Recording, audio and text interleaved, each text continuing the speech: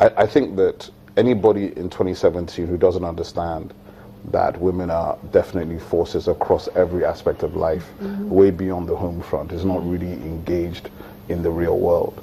Now, the issue of a female president, a female governor, and these things, they will happen in due time. Obviously, I think it's a good thing it happens faster, but I think, like Udo said, and she was also alluding to, if you want to have that, you have to plan for that, and you have to actually sort of decide, okay, I'm going to take this now. Because I can tell you for free, there's a bunch of men who also want the same thing. So it's a competitive world. It is a competitive world, but there's something you said before. If you're the best person for the job, regardless of your sex, you should get the job, and you should get the opportunity to lead. And we'd probably have more better policies, government policies, if we have women in government. I mean, women who have, the ability to be in government, who understand what government is all about and who understand the issues. You think we will have more and better policies and probably the implementation. Let me read something Margaret Thatcher said here. She said, in politics, if you want anything said, ask a man. If you want anything done, ask a woman. Sounds like it. That's true. Yes. I'm not going to win that conversation. Okay, I would have wished you an happy International Women's Day, but something struck me this morning when I woke up, and it was like, when they say that to you, how are you supposed to feel when someone says Happy International Women's Day? You ever thought about that? Well, from where I sit, I think it forces us to stop and think, just that it's had you stop and think.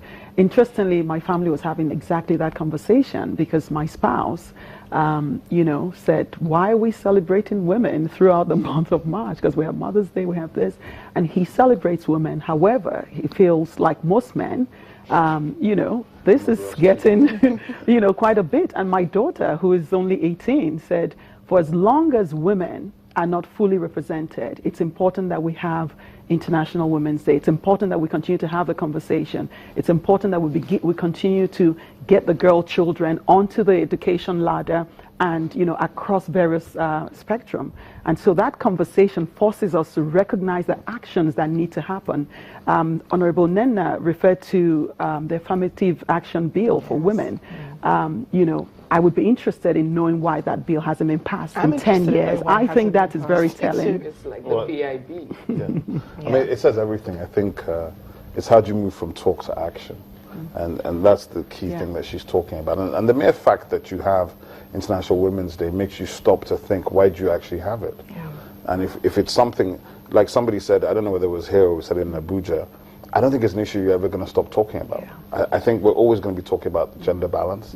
We're always going to be talking about, because until you get to a stage where women are satisfied with their role in society and their opportunity, then I don't think that conversation will stop. And I'm not sure anybody here is ready to stop that. I want to piggyback on something you said earlier about women not helping each other. I mean, this is an issue that we've always raised about women not supporting each other. We're our worst enemies and so on.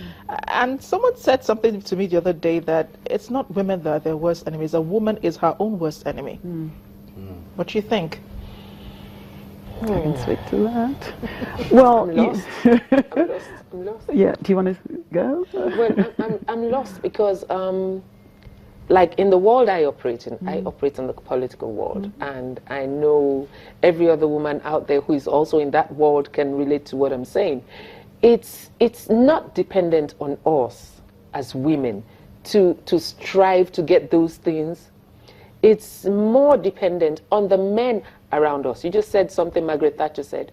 If you want the woman, if you want something done, have the woman do it, right? I can go out there and say, oh, I want to be this, I want to be that. The decisions are not made in the purview of women.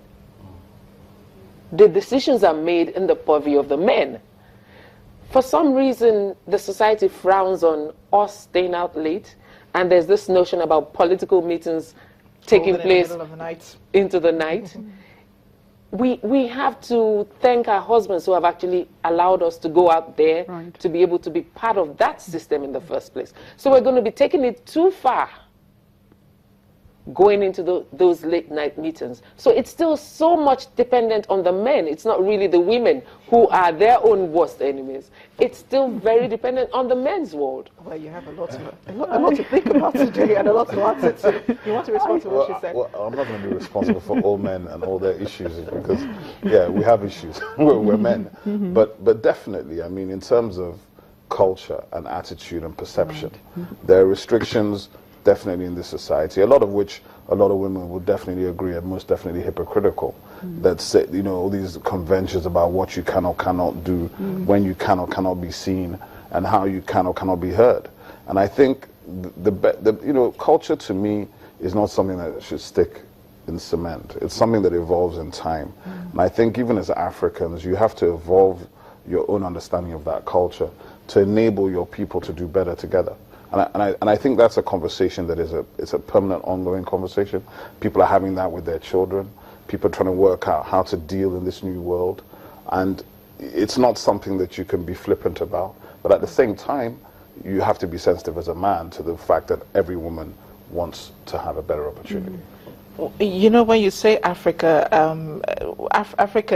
African men usually do not like women who speak their minds, and they think you are stubborn, you are insubordinate. They think you cannot make a good wife, you can't make a good homemaker, and so on. You know, there's so many that you take on so many labels just because you know you're driven, and you're the one who motivates yourself because you know people around you don't understand why you do the things that you do. Right. Do you find that you know you're constantly fighting against this force that's trying to push you back as you try to move ahead?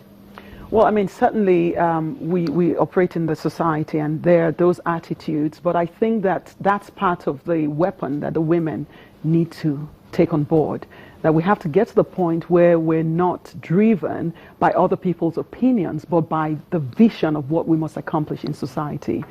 Just going back to the issue of women not supporting each other, I'm one of those people, I really don't necessarily agree. I think that these days there are actually quite a lot of women's groups that, you know, are actually championing women.